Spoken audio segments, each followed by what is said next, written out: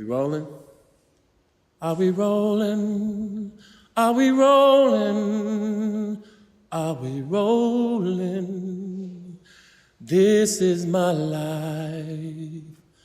I'm mr.Kelly and this is my life. This is my life, this is my life.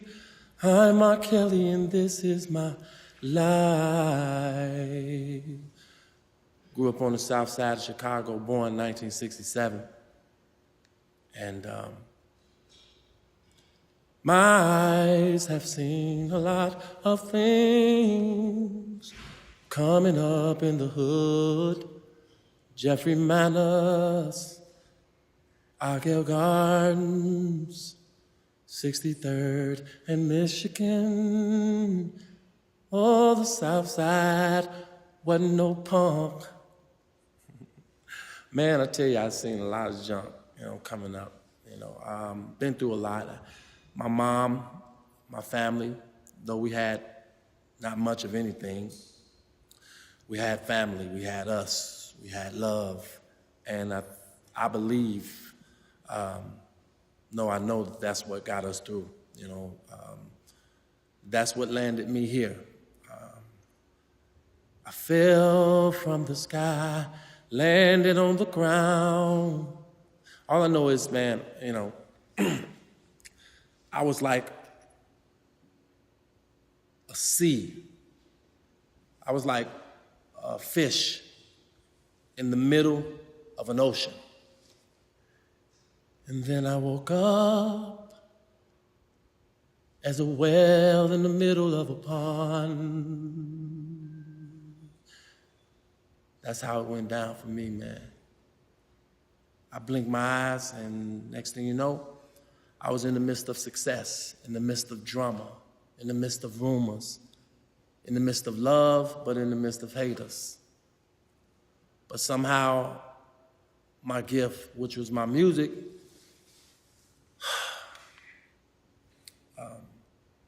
my depth of struggle was fed into my gift, and somehow my gift ignited to the point where I was able to communicate with the world and ask the world to rescue me. And the minute I opened my mouth and started to sing, oh, that changed everything.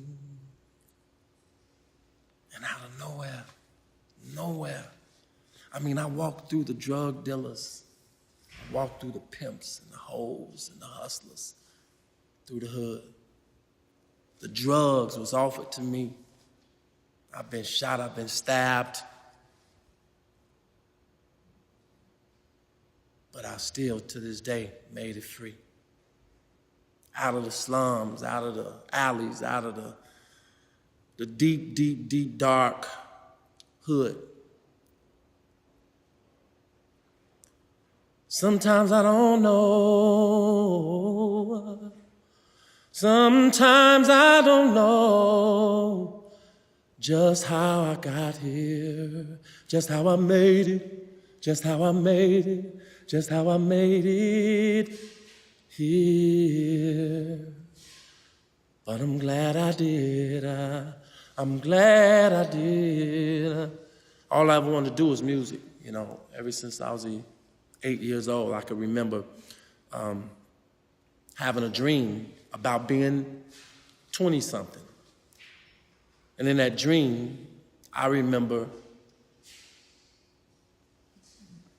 playing the piano, a white piano, hearing a melody. And the melody at 8 years old in my dream where I was 20 went, da-da-da-da-da-da, da-da-da-da-da-da-da, da-da-da-da-da-da-da, da-da-da-da-da-da-da.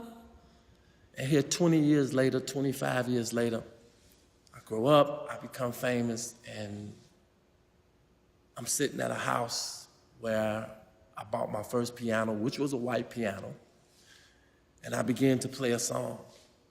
I began to start writing on a song. And that same melody when I was 8 came to me. And I couldn't figure out where I heard this melody from. At first I thought I was like still in this melody, but I come to realize that as the lyrics came to me, I believe I can fly. I believe I can touch the sky. I think about it every night and day. Spread my wings and fly away.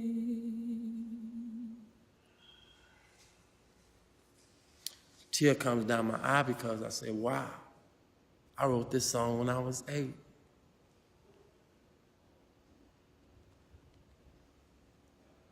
But coming up in the hood, I saw so many things. Those so many things brought me all of my dreams. And now here I am today.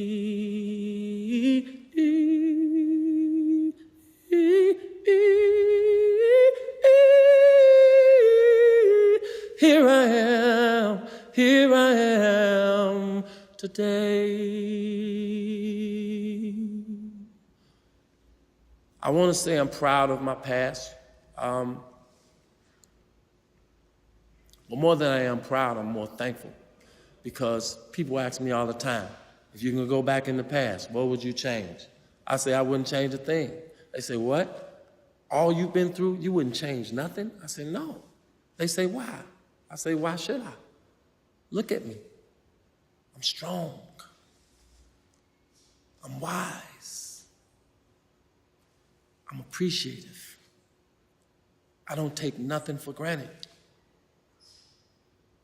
My past shaped and molded me into who I am today.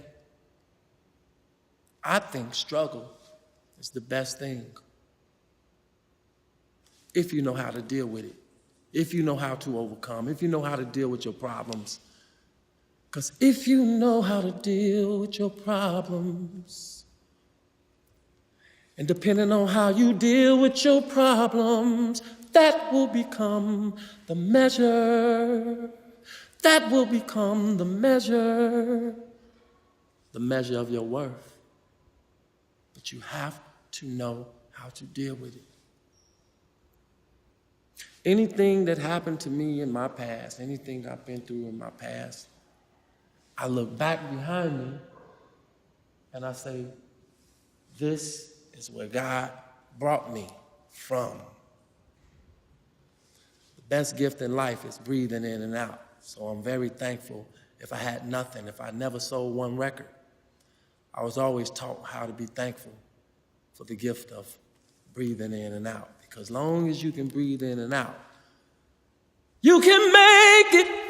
Ooh, you can make it. You can make it. You can make you can make it.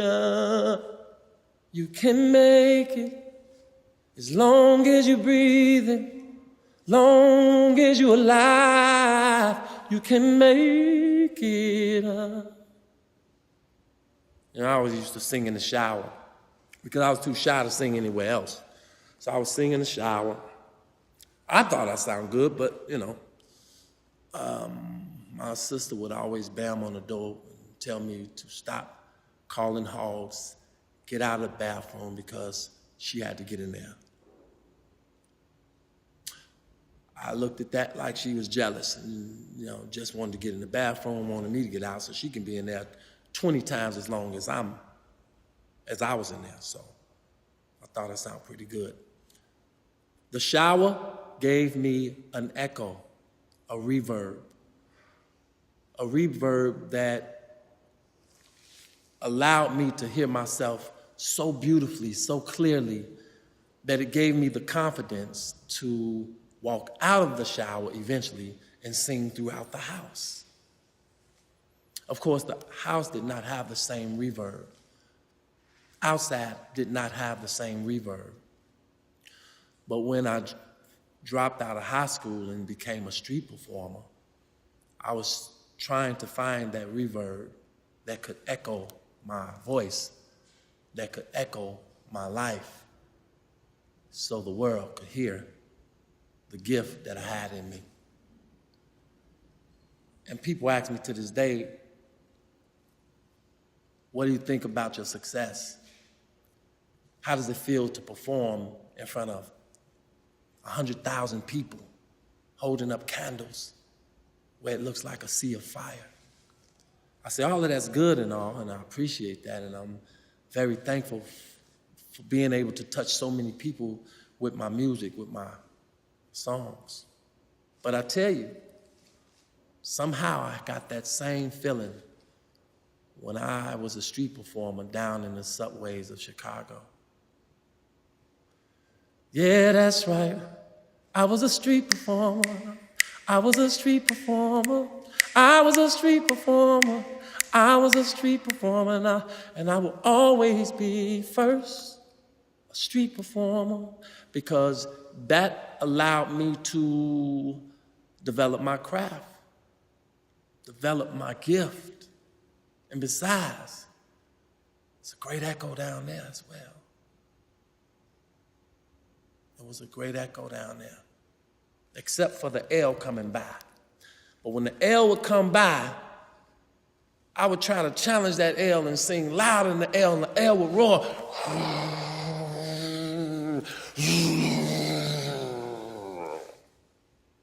And I would try to sing louder and louder and louder and louder. But the L would be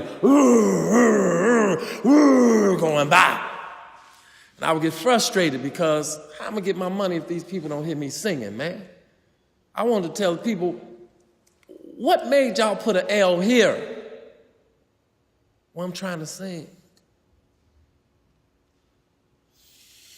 But then I come to realize that, hey, sometimes you have to rise above the noise. Find a way to rise above the noise, Rob.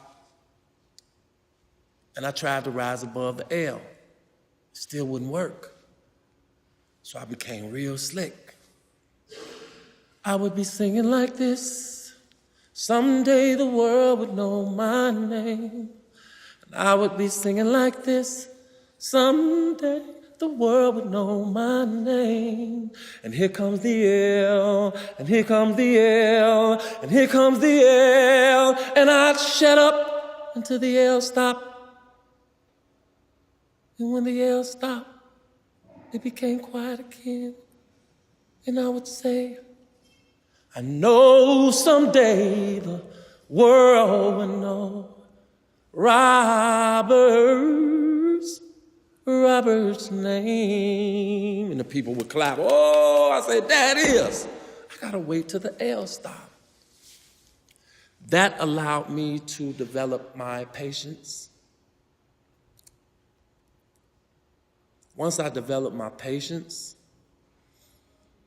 I come to find that I had learned how to sing with strength, because before I learned how to develop my patience, I actually learned how to sing loud, trying to sing over the L, which gave me strength in my voice, which gave me the ability to be able to ring out like a bell when I sing.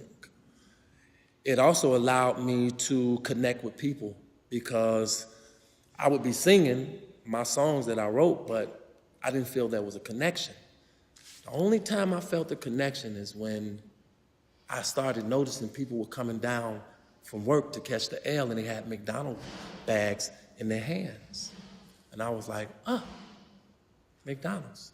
If I write a McDonald's song while these people are holding McDonald's bags in their hands, I'm gonna connect, because they're gonna laugh and they're gonna say, I can't believe this guy's down here with a piano and a chitlin bucket singing a McDonald's song, and I just came from McDonald's.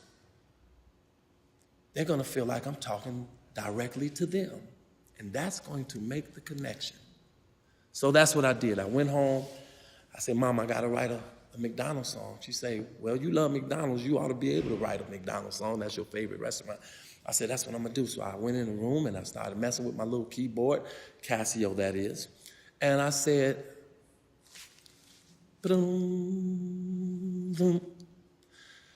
McDonald's is the place for you. When your day is through, you can go to McDonald's and get yourself a Big Mac, a Big Mac. Order of fries, icy Coke with an apple pie. No one does it like McDonald's do. McDonald's and you. And the people would clap, and they would go in their pockets. Oh, I gotta pay this guy. This guy's too good. Oh man, I got McDonald's in my hand, and he's singing McDonald's. Oh no, he got to get paid. So people started pulling out 50s. I went from making maybe $10 a day, from being there from 9 to 5, to making $400 to $500 a day because I made the connection. Now that I know how to make the connection, I took it to the next level. I hitchhiked all the way to LA, even on a motorcycle. Yeah, man, back on some guy's motorcycle. 18-wheeler truck, broken down van, got me to LA, where I lived on Venice Beach for like 6 months. I'm talking about the sand part. Yeah, I lived on the sand part of Venice Beach. There was a bleacher and there was a basketball court. And I would sleep under the bleacher, and I would wake up and I would play basketball with the guys that played basketball. Oh, and I would be killing them. They'd be like, where did this guy come from? He's here every morning playing basketball with us. And it was interesting because I would play basketball, and then I would go and I would street perform with this guy that skates with the good top on Venice Beach. Yeah. And it was amazing times, because those were the times when I was paying my dues. That's right, I was paying my dues. That's right, I was paying my dues, my dues. And sometimes you have to do that. You have to pay your dues. You cannot just wake up and be successful. There's no real success without testimony. The depth of your testimony determines the height of your success. It's not where you are today. It's not how successful you are today. It's what did you do?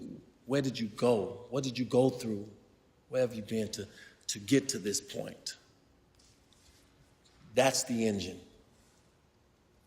I learned a long time ago, after performing on Venice Beach, after being a street performer in Chicago, I went to every talent show, trying to win, but I'd lose all the time, especially in LA, because at this time, LA was a place of image. You had to look to par, not just sound good. And all I had was basketball gear. And I would do really good in the talent shows, but my image, I looked like a hooper because I was at the time. So I'd lose. But don't feel for me, because, see, losing is only temporary. Losing, I looked at as a rehearsal. We all lose in rehearsal all the time, over and over and over and over again, until we get it right. And that's the point of rehearsal. You rehearse and rehearse and rehearse and rehearse. You mess up, you mess up, you mess up, mess up, until you get it right. But LA, street performing, the doors being closed, the no's and all of those things, that was my meal ticket somehow.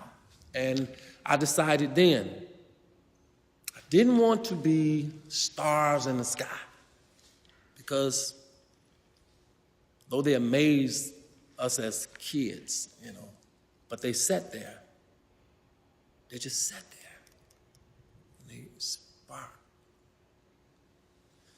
But what amazed me and what I've always wanted to study and always wanted to become, and I decided in my mind, and I told my mom, I said, Mama, I'm gonna be a shooting star. She said, what you mean, boy? I say, I don't really know what I mean, but I know one thing. I love the shooting star. Why would you love a shooting star? You don't get to see it much.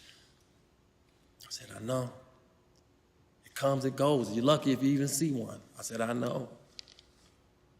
And it's not like the other stars. I said, I know. But that's the point. If I'm going to be a star, I want to be a shooting star.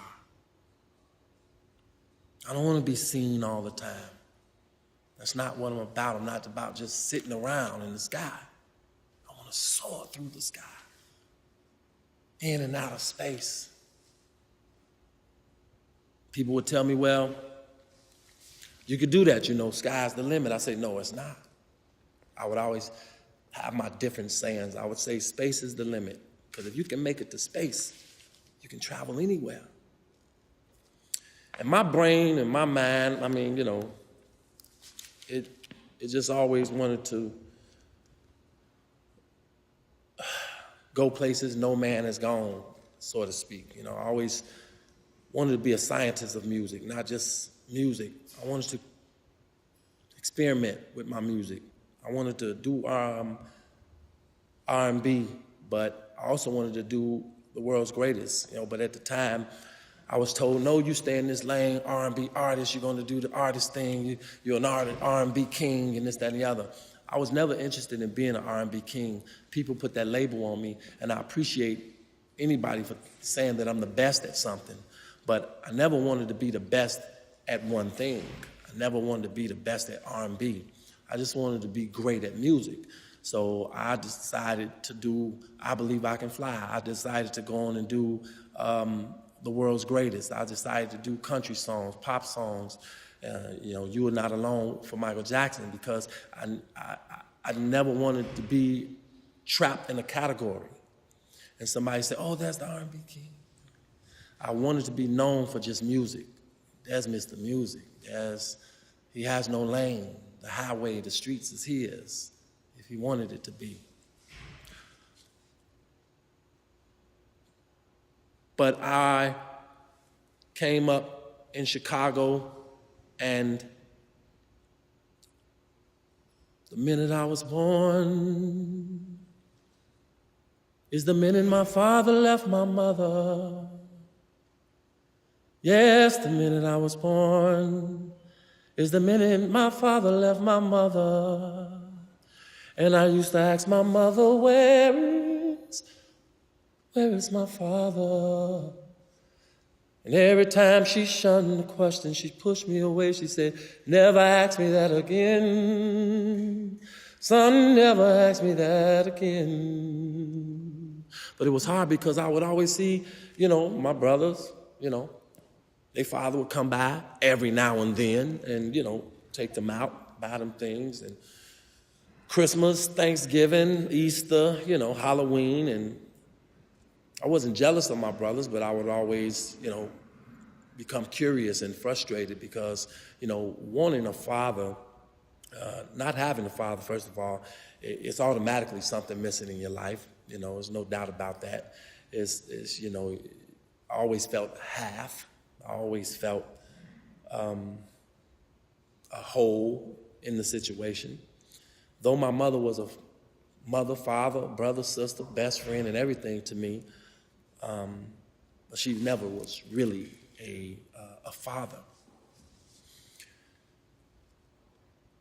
My sister's father would come by every now and then, but I never understood why my father was not with, my mother. That was just something as a child I didn't understand. And it would hurt so damn bad. It would hurt so damn bad. And me being 8 years old, I would be so damn sad. But as I got older,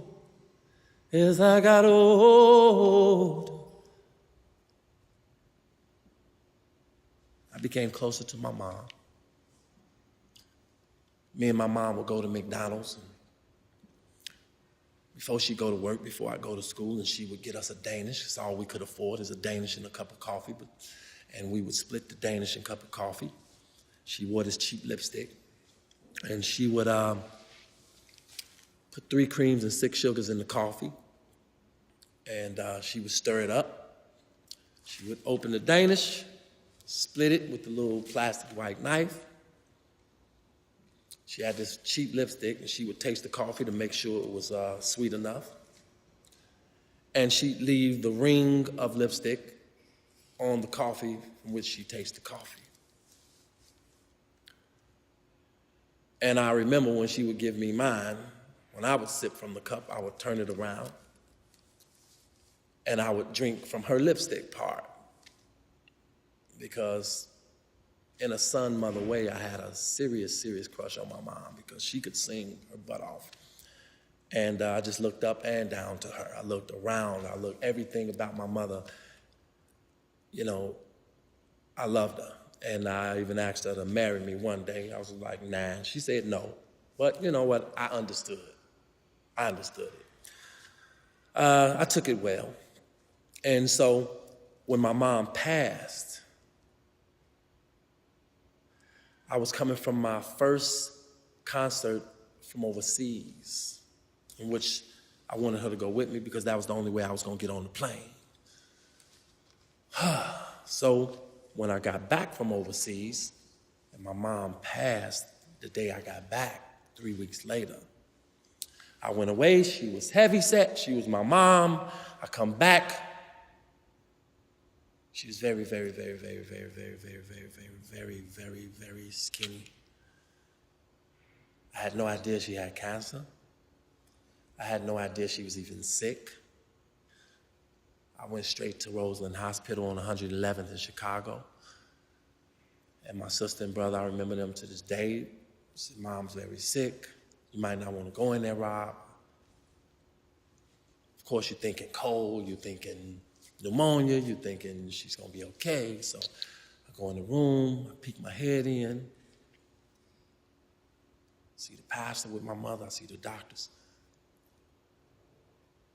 And the first thing my mom said is, she screamed, "Get out, Robert! I don't want you to see me like this. Get out, Robert! I don't want you to see me like this."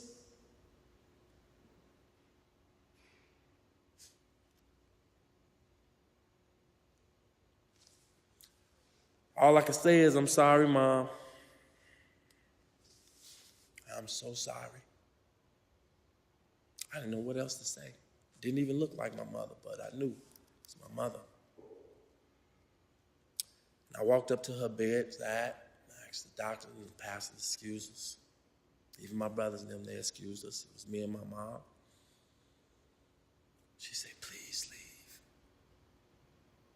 Please." I said, "Mama, please don't make me leave. Something I gotta tell you."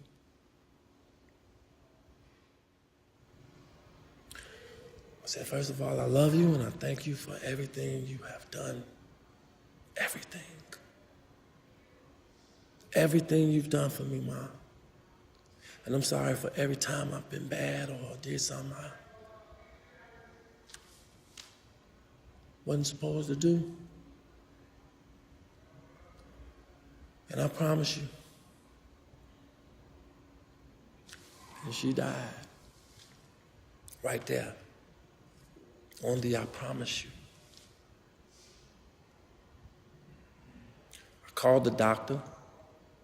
They came in. They pronounced her dead. I was still holding her hand. But I finished my sentence. I said, "I promise you, Mama, no matter what, by any means necessary, I will be one of the best singers, songwriters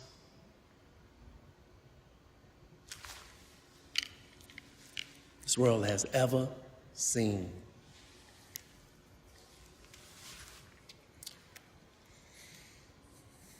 I made my mom that promise, and I am still on a journey today to fulfill that promise, in which I will perform and sing and write like one of the best who has ever done it. I owe it to my mom. I owe it to my gift. More than anything now, I owe it to my fans. Just to be one of the best. Not the best, but one of the best who has ever done it.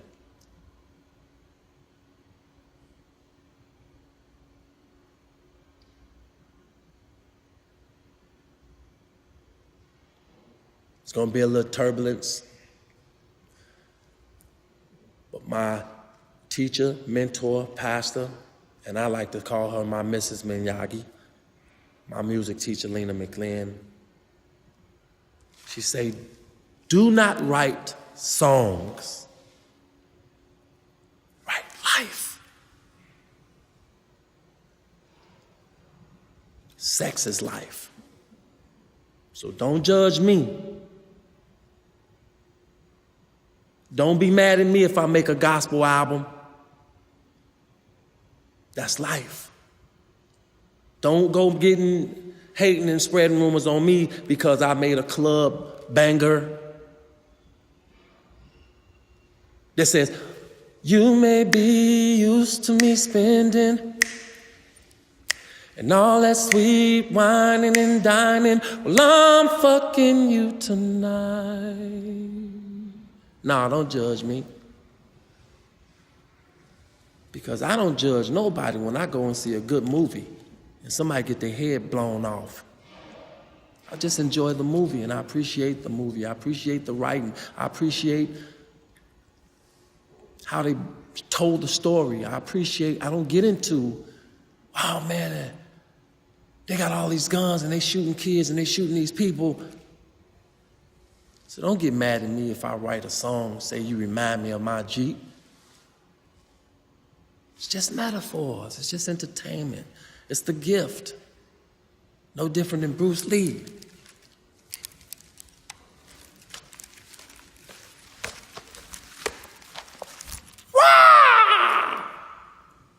It's a gift. Bruce Lee was Ali. Ali was Michael Jordan. Michael Jordan was Superman. Superman was Spider-Man, and Spider-Man was Batman. Batman was Martin Luther King. Martin Luther King was Moses. There's certain people, certain images that come to entertain us, to take us through history, and all through genres and decades and years of struggle, but inspiring us to be successful at the same time. That's all I want to be. Don't hit me. I'm an artist, people. And artists are going to go through depths. Chosen artists. I decided not to climb the mountain first. I decided to learn how to hold my balance. That's the struggle. Once I struggle and learn how to hold my balance, then I can start my climb. Because why? The mountain is a peak at the top, where it's very windy. You can get blown off just like that. That's why I decided to hold my balance, learn to hold my balance first. Because I don't want to stop my climb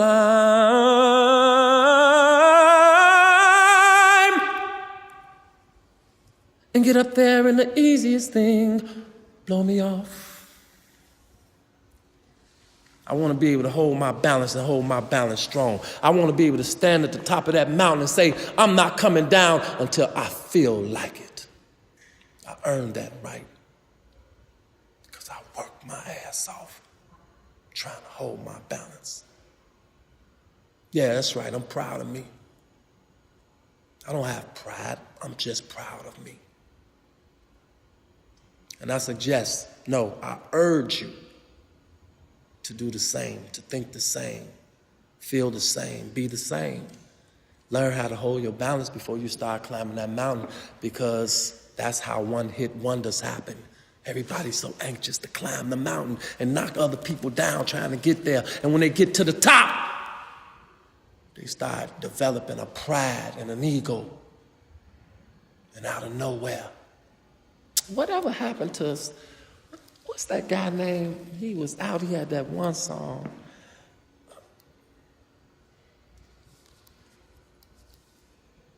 He didn't learn how to hold his balance before he started his climb. That's why I'm still here. That's why I'm still in the game. Because to me, it is not a game. People say this, people say that. They talk about me behind my back. They talk about me in front of my face. They talk about me at the side. I can hear the whispers. I can see the gestures. I can feel the spirit of negativity all around me. People steal my watches. They steal my cars. They steal my gold. They steal everything from me. They take my money.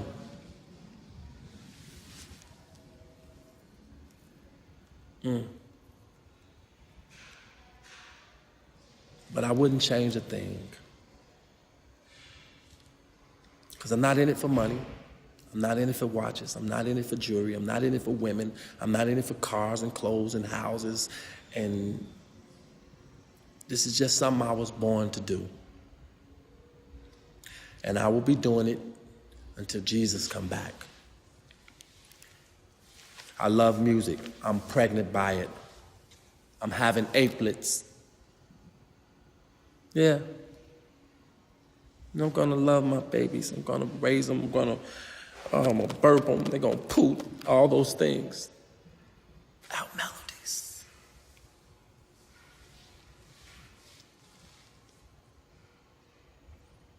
Born in the ghetto. Riding my bike, 14 years old. My mom said, you can go 2 blocks and come back. I said, okay, mama, 2 blocks and back. Okay, mama, 2 blocks and back. I promise 2 blocks and back. And then I get on my little Huffy. I do like this because I used to do this, because I used to want to think it was a motorcycle. And I say, brum, brum, brum, brum, brum, brum, brum, brum. Then I started paddling my bike. Thought I was the coolest guy in the world. Pow! I heard a gunshot. I looked to my right, I looked to my left, I looked behind me. I didn't know what happened. And out of nowhere, I started feeling woozy. Got really dizzy. I started feeling myself. And then I felt, and I did this, and my hand was full of blood. And I looked. My arm was swole up. So big, like a kneecap was on my arm right here.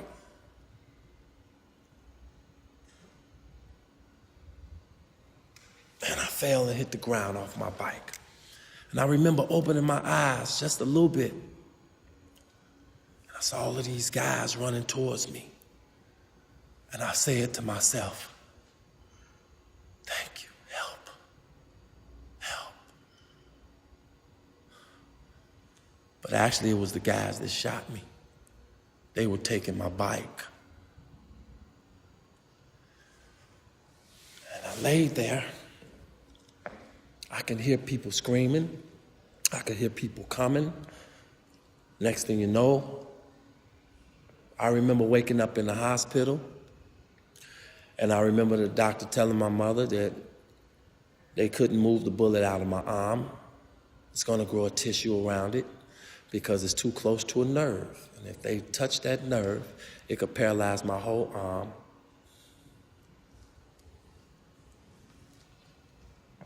Or the right side of my body. Oh, Don't y'all touch me. I have a career. Yeah, I know I'm 14, 13, but I'm going to be somebody, and I can't do that being paralyzed. I said, Mama, please don't let them cut me, Mama. She said, don't worry about it, baby. They're not going to touch you. It's going to be all right. You're going to be all right. At the time, I really loved basketball. I thought I'd never shoot the ball again.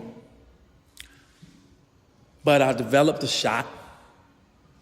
It was funny because the bullet was in my arm, and every time I shoot a ball or lift my arm, I feel that bullet. That bullet, I decided, was going to be the constant reminder of the terrible luck I had coming up as a kid. Or it was going to be a wonderful reminder of how lucky and how blessed I am to be here today. And of course I chose the second one. Are you kidding me? Look at me. Look what I've been through. Look how many people I Believe I Can Fly has been able to touch from here to Africa and everywhere around the world. Kids graduating to it. People feeling like they can walk out of the hospital and they feel better. They don't even have to know who wrote the song. It's people that love the song and don't even identify me with the song. I'm good with that. Because that song was not about me. That song was a seed planted in the earth for people to grow and blossom and go on and live their dreams like I've been blessed and able to do mine. Coming up in the hood, my mother and my stepfather fought like cats and dogs. I hated it, but somehow the love she had for him, I chose to love him too. Well, my brothers them, whole nother story. My sister, they hated him. I found a way to love him because my mom loved him. Coming up in the hood,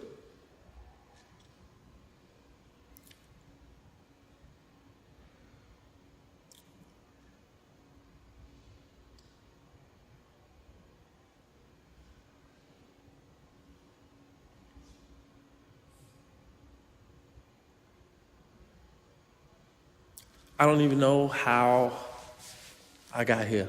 I don't even know. I don't know what these cameras are about. I don't know magazines and photo shoots and videos and award shows and Grammys, and it's all still so surreal to me because my past is so strongly embedded in my head, and I don't know how I looked past all of that and made it to where I am today, but I'm thankful that I did. I'm thankful because I want somebody else out there to say, wow, he did it, I can do it. All you have to do is believe. All you have to do is have faith. All you have to do is see what it is you want and become very stubborn and become very determined. Nobody's gonna tell you that success ain't mine. That basketball scholarship, that trophy, that championship game, that ring, that football touchdown, that isn't mine. And now that I got the ball right, life passed me the ball. I got it. I caught it. I'm running. If I stop, I'm gonna get tackled by a whole lot of people. So I stay running. I stay running.